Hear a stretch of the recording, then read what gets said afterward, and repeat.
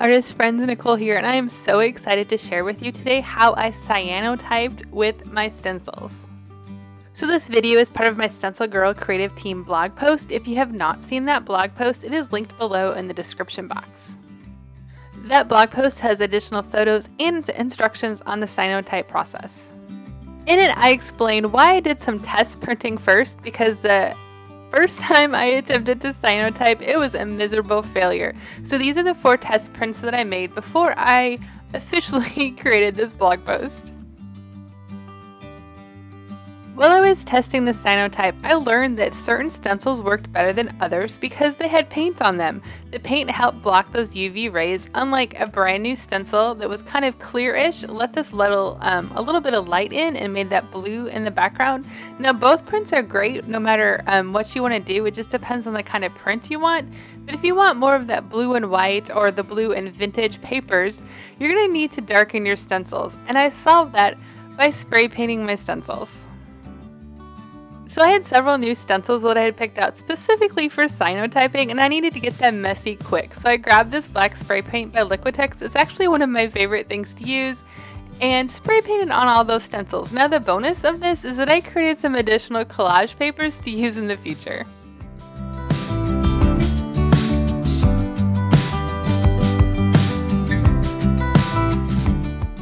Now I chose black spray paint, but any color of this Liquitex spray paint would work. You could also additionally paint them. Now that would be a little bit more of a tedious process, but again, you're going to create additional collage papers with this, so it's kind of a bonus project. Now if you're using this Liquitex spray paint, it is kind of sticky in a way, so let those stencils rest on your paper just for a little bit and then peel them up.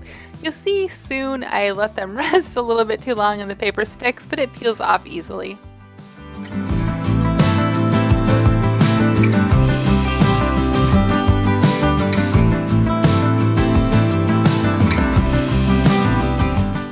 If you're not familiar with this Liquitex spray paint, it's really low odor. I'm doing this in my studio and it doesn't have much of a smell at all. It's kind of like an earthy smell. If smells bother you, you might open a window. I additionally have a fan on so these dry a little faster and it kind of disperses the smell a little bit.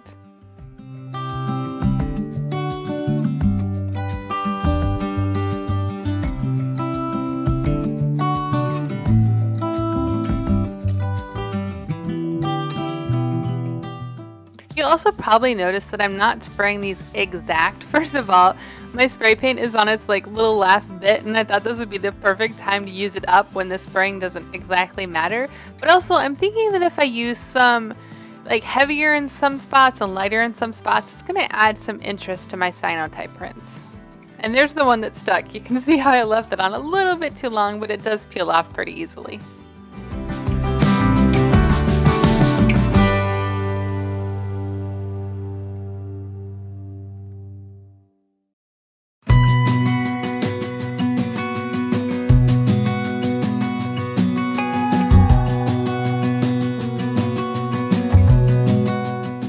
If you've never cyanotyped before or are nervous about it, I have additional directions on the blog post, like I said, that's linked below, and the packaging that comes with the cyanotype chemicals and their website have a ton of additional information to help you out.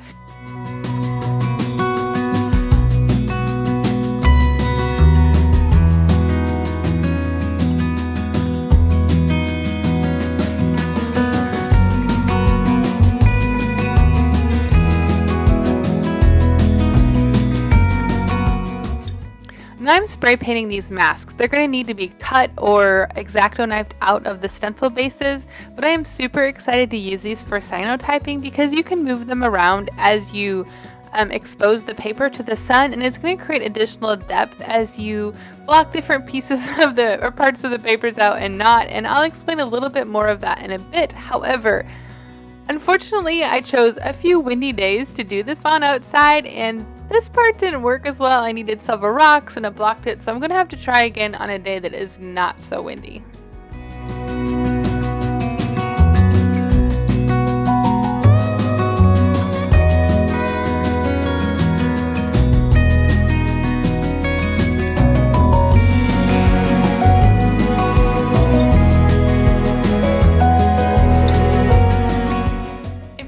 questions on the cyanotype process, I am no expert by all means. I'll try to answer them as best I can. You can comment below or even on my blog post over at StencilGirl.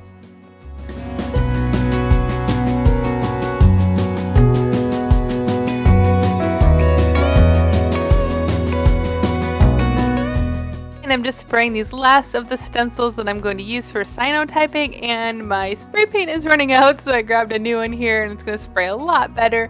I kept all this in here so you could see all these amazing stencils that I end up using, because you won't see them all except for the flip through in the end. So this kind of gives you an idea of all the stencils that I've chosen to use for this fun cyanotyping project.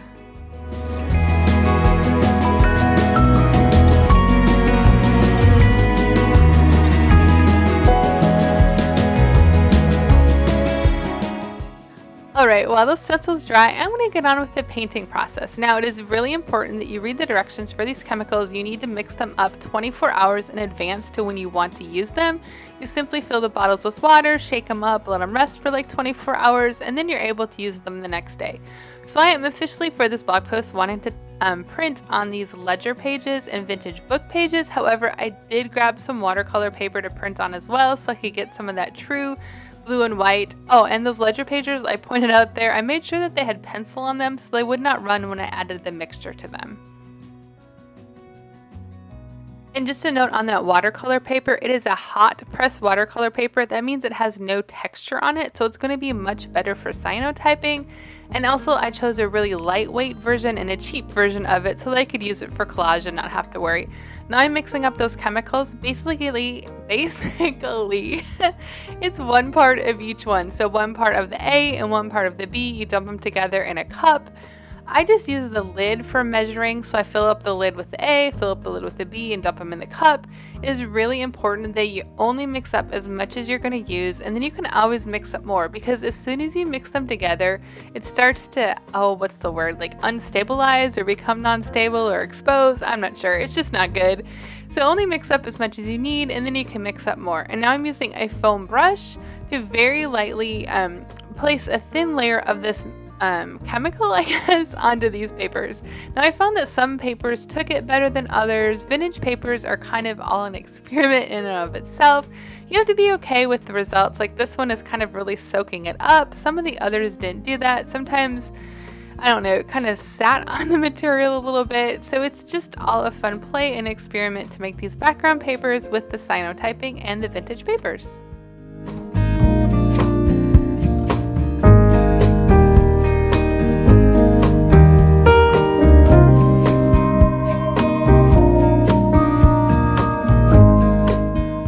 So it probably doesn't look like it in my video, but my studio is pretty dark. I have my windows blocked as much as I can.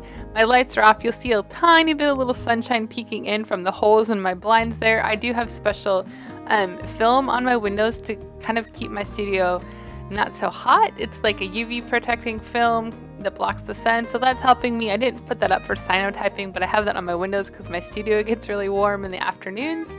And so hypothetically, this shouldn't be exposing my papers. Now you'll notice in a minute that I had some issues with it exposing. I'm not sure what happened or why, but as these papers dry, I'm flipping them over. You can see there so that they get less exposure to any kind of light. And then I'm going to put them in a pile and protect them until I'm ready to print on them. Ideally, in the perfect world, I would paint these on in the morning when there's not much light and then print them later in the day. However, because I'm doing video for all of this and trying to, get this process down for a blog post, I'm not exactly timing it as best as I can. Some of these I end up printing the next day, which they all kind of turned out. I'm really impressed with how well they worked. However, the ones that I did sample on, those 4 in the beginning, I painted them in the morning and exposed them just a short time later, and they worked out just a little bit better. But with the ones that kind of exposed weird, they turned out really cool too. So I would say have fun and don't worry about the end results, because they're going to be so much fun. Alright, here's my desk. You can see how that chemical on my underpaper there already exposed a tiny bit, and those little stencil masks blocked it. And now my goal is to put a stencil with each of my papers so that I can expose them quicker outside. But I soon discover that several of my papers, despite being covered up and in the dark got somewhat exposed. I have no idea if this was because of the vintage papers or if I did something wrong in the studio, but I'm going to flip here in a minute and you'll see they started exposing a bit. However, like I said, they still turned out really cool, so don't let any like overexposure or quick exposure or whatever happened here deter you, because my prints turned out really cool in the end. Quick disclaimer here, I am hand holding my phone outside and trying to do all this one-handed, so it's not the best filming, but I wanted to show you how you can kind of like double expose these in a way. If you put your object down on your paper for like 30 seconds and then move it, you're going to get some different shades and intensities of the blue, which turns out really cool. Once your paper is exposed and you've completed the process, usually 3 to 30 minutes depending on your sun intensity, you need to dip it in water right away, let it all run clean to finish the exposure process. This is the developing of the cyanotype chemicals. Now I'm doing another one here. I'm putting a stencil on top of the paper. I'm going to let it rest for a tiny bit. Then I moved it over a little bit, so I'm going to get some shadows from a double print here. And you can see as I put this one in the water, it begins to get that blue color, and you can kind of see the two exposures of those winter berries there. Disclaimer too, it takes 24 hours for these prints to get their full range of blue tones, so don't be discouraged when you first dump them in the water. The next day, and even maybe a couple hours later, they're going to start to look really amazing. I actually had several different sessions. This one's on the front of my house. Now this is on the back of my house in the morning sun. And these are the papers that got a little overexposed for some reason before I could print on them. And I let them sit out in the sun for 30 minutes. And they did some amazing things with the cyanotype process.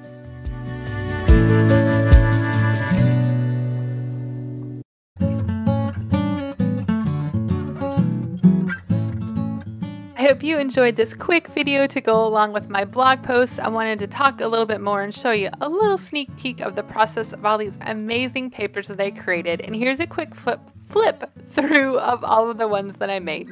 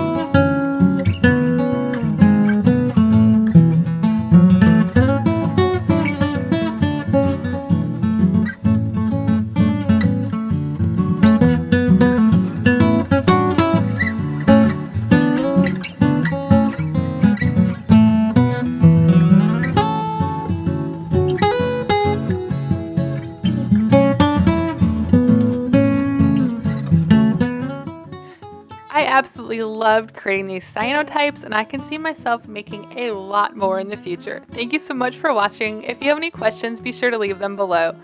I used a lot of StencilGirl stencils for this project, and they are all linked in the blog post. And if you experiment yourself and try this wonderful world of cyanotype printing, tag me on your Instagram posts. I'd love to see what you create.